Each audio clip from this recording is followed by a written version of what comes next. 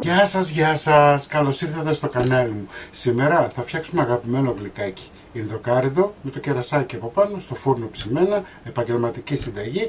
Μην ξεχνάτε να κάνετε κοινοποίηση στα βίντεο μου, να κάνετε γραφούλα στο κανάλι μου. Οτιδήποτε χρειάζεται μπορείτε να δείτε στην ομάδα μας Μαγειρικές Απολαύσεις στο Facebook. Και πάμε τώρα να σας δείξω τη συνταγή, την εκτέλεση και τα υλικά.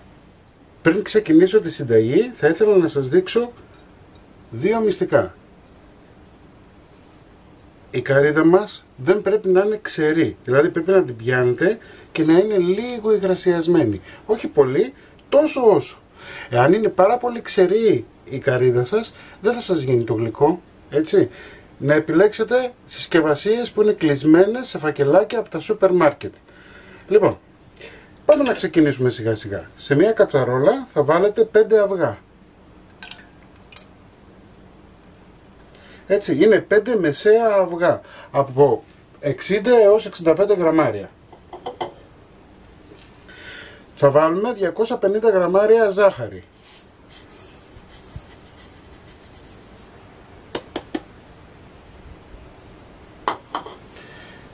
Θα βάλετε 50 γραμμάρια βούτυρο.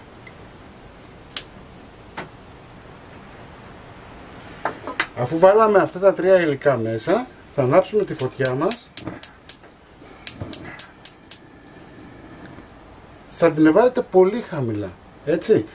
Εάν έχετε υγραέριο, πολύ χαμηλά. Αν έχετε μάτια κουζίνας, θα το βάλετε στο 1, στο 2. Δεν θέλουμε να βράσει, θέλουμε απλά να ζεσταθεί και να λιώσει η ζάχαρη.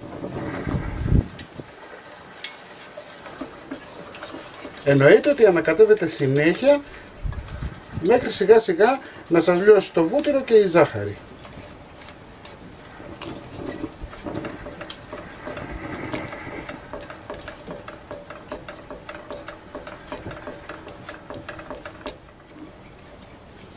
Θέλει λίγο υπομονή, πολύ χαμηλή φωτιά για να έχετε επιτυχία. Δεν θέλουμε να μας βράσει το αυγό.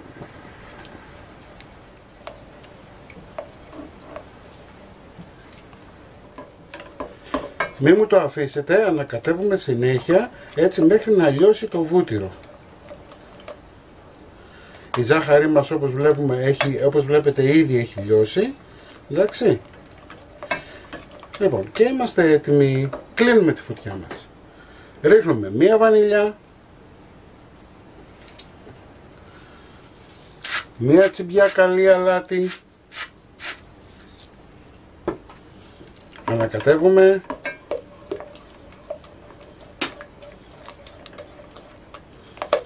Όπως βλέπετε έχω κλείσει τη φωτιά, αλλά έχω αφήσει επάνω την κατσαρόλα.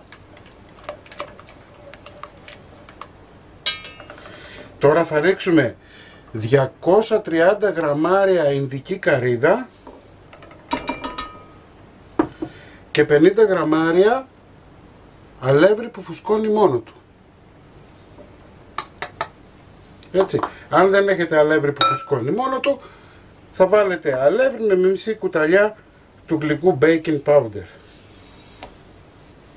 Ανακατεύουμε, να ενσωματωθούν.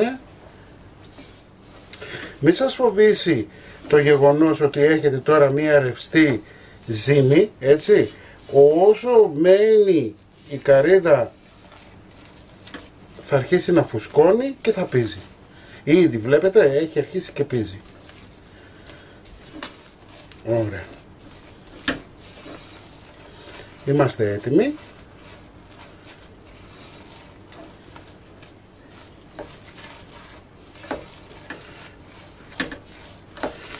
Εγώ θα το βάλω σε κορνέ, όμως επειδή ξέρω ότι πολλές κυρίες ή κύριοι δεν θα έχετε κορνέ, μπορείτε να το κάνετε και με ένα κουτάλι. Δηλαδή να παίρνετε, να φτιάχνετε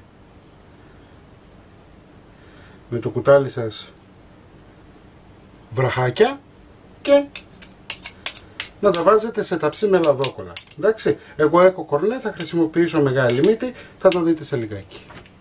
Έχω βάλει σε κορνέ, έχω βάλει 18 μύτη, έτσι, λαδόκολλα. Έχουμε ανάψει το φούρνο μας σε 180 βαθμούς αντιστάσεις.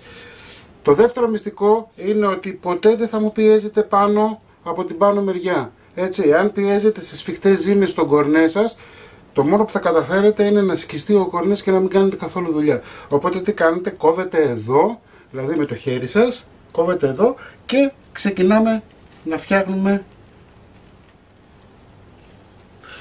Αφήνετε απόσταση μεταξύ τους, βάζετε από ένα κερασάκι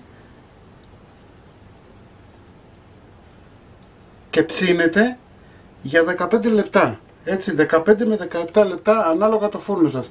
Μην μπείτε στη διαδικασία να ψήσετε παραπάνω, γιατί θα σας ξεραθούν και θα γίνουν πάρα πολύ σκληρά. Έτσι, οι καρυδούλες μας είναι έτοιμες.